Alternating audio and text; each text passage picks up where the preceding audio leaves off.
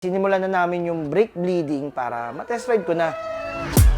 All up in my mental playing make believe. Oh yeah, oh yeah, oh yeah.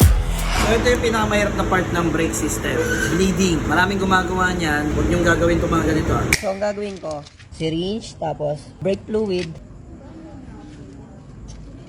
Yan. So, susukin natin siya dito. What? Injikan natin yan, ganyan, ganyan. Tapos ipapasok mo ngayon. Huwag niyo papatagusin kasi masama pag tumagos. Yan, pumapasok ang brake fluid. So easily, di ba? Ang programang ito ay rated SPG. So huwag niyong gagawin yan, bakit? Ang brake fluid is very corrosive sa pintura, sa plastic, mabukulong ang motor niyo dyan.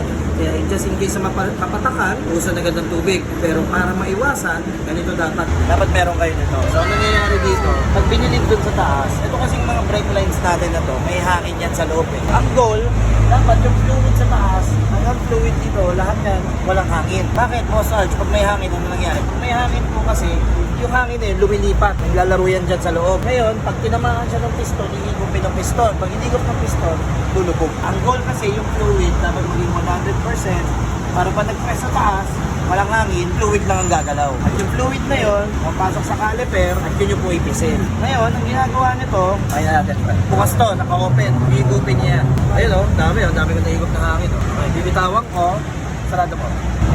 Backbay mo ulit na. Higupin ko ngayon, nakalus na yan, di ba? Nakapisil. Ay, bibitawan mo. Ayan, sarado na. Pag nabitawan na, buksan mo. Ayun, higupin natin. Tapos, sara. Ayan o. Ayan sa taas. Ayan o. Ayan, medyo bubo na.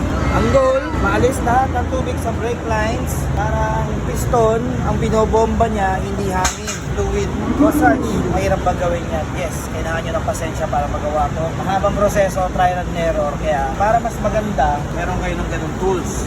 Ito, kasi pag wala kayo nito, ang nangyayari, tumutulo lang to dito. Tumulo, tatamaan yung workstation nyo, mapababoy lahat. Pati sa kamay ng mekaniko, medyo hindi siya healthy, nakababad. Meron tayo nito ngayon, wala na rin brake fluid na tatapon. Kasi lahat ng brake fluid na binibleed mo, nandito na.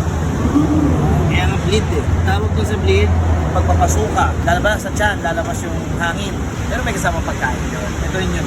So, bomba lang ng bomba. Ayan o, mag-iipon kayo ng pressure. Naipon na yung pressure, hihigop yan. Ooh. Buksan mo. Mas madali kaysa yung ginagawa dati, yung makaluma. Bubuksan dito, bubombahin, bubombahin, tatapon ng fluid. Kung risk kayo sa ganito.